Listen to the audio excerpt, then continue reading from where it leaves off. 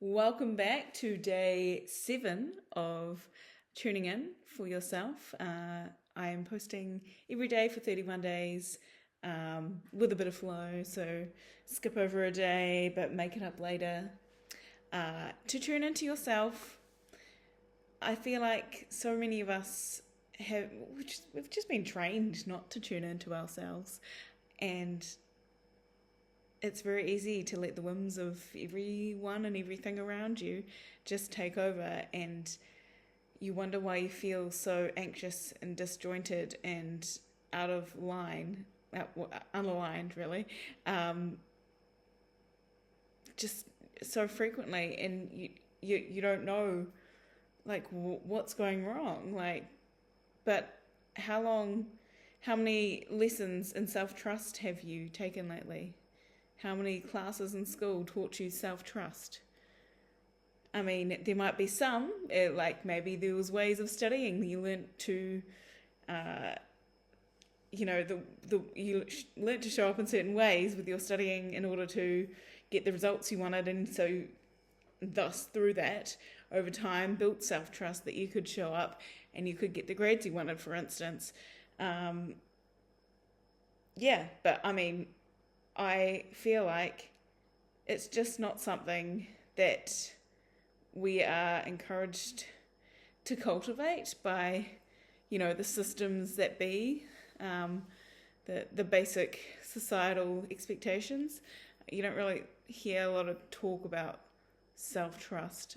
I think it has kicked off a bit more with, this expansion of the personal development community, especially over the past 10 years. But there is so much value in cultivating the self-trust for yourself in any way you can. It might be just like putting enough bricks together only in your own personal life, to realize when you're not feeling like you can trust yourself, and then instead of making that a big scary sad thing, actually looking at it and seeing, oh, I keep abandoning what's important to me because I feel like I need to show up for this job, show up for a family member, a friend, and that's just feels like the way I have to survive, and I don't have a choice in that matter. But bringing that curiosity to it, as we spoke about in another session, really will help you just dissociate from the big seriousness of the matter to really figure out for yourself what could be going on, rather than not even what is. Don't put the pressure on yourself to have to figure it out. It takes time. But what could be going on for you. My self-trust has been built over many, many years. I did my first personal development course in 2012, and that helped a lot. It was magnificent, and it was a 3-day event that just taught me how to let go of all the muck in my head, and from that clear space, just create what I wanted to, and also see, without all that muck there, what actually is what I want and what's true to me, without all the masks on, without all the expectations of others.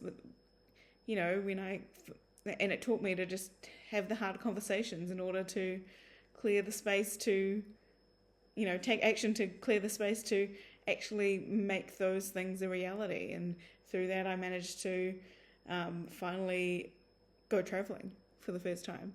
And I ended up living in London for a couple of years, and I got to work on big films over there. And it was just such an amazing experience, and it changed me for the better. And so I've also learnt my personal development. That's where it started, but I've also learnt the personal development through travelling, through, jumping on a plane to the opposite side of the world and doing it alone, and knowing only a few people in London, having never been to that side of the world before, and I just had to make it work. And yes, there were dark days where I was quite broke and didn't know many people when I was homesick, but it wasn't easy or cheap to just jump on a plane back home. So I stuck it out and I stayed the whole 2 years, and like the first 11 months I was working in a pub, but then I lucked out through just having a Google alert and I ended up getting work on like one of the biggest films of that year, and that led to work on one of the biggest films of I think actually we filmed it the next year, but like it was the same year that they both got released in 2015. And it's just wild that I got to have that experience and that was real.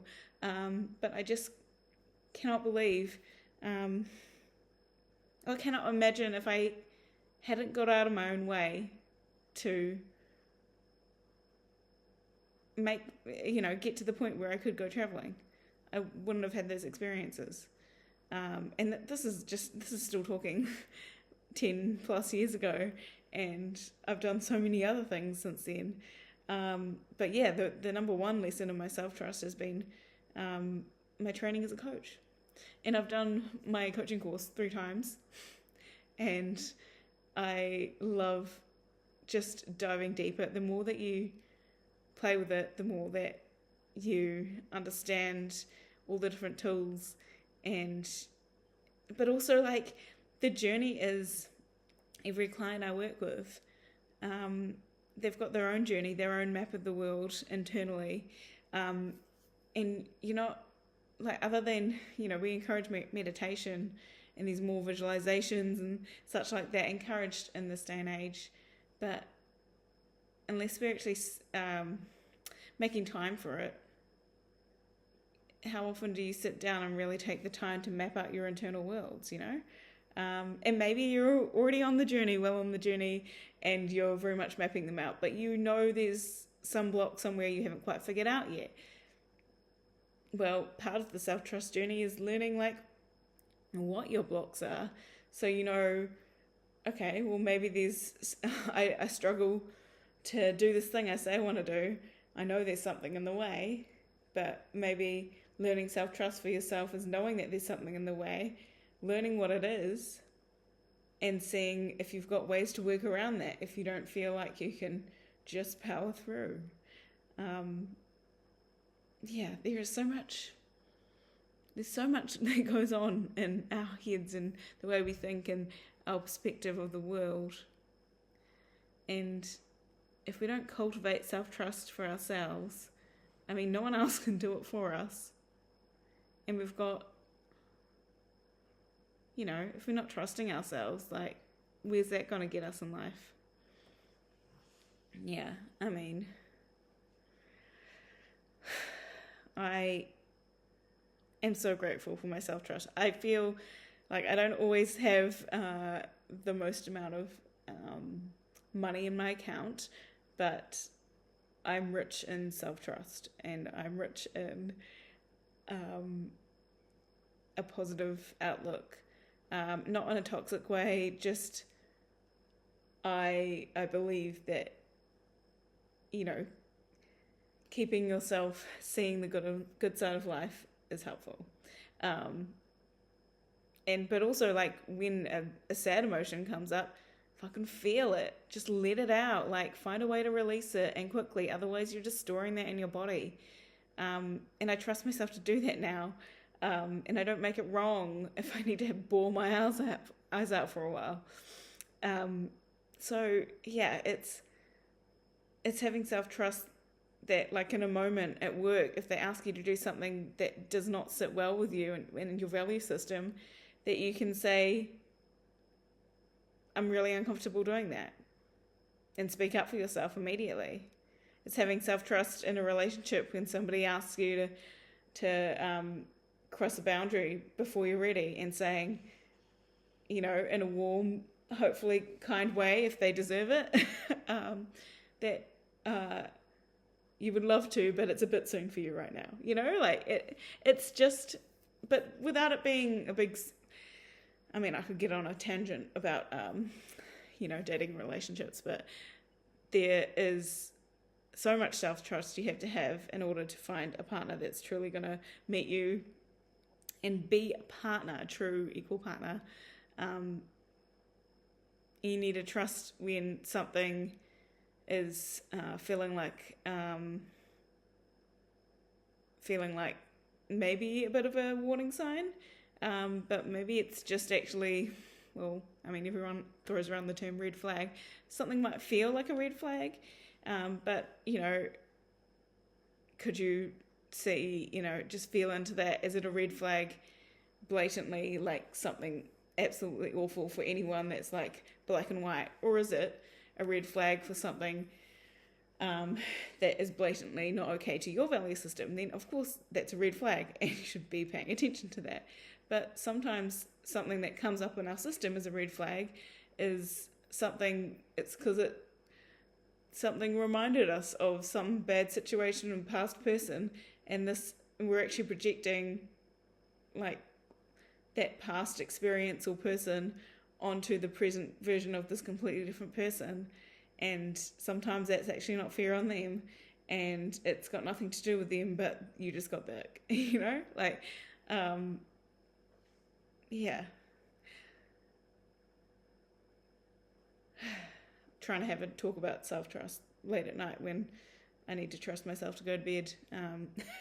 But I wanted to show up anyway.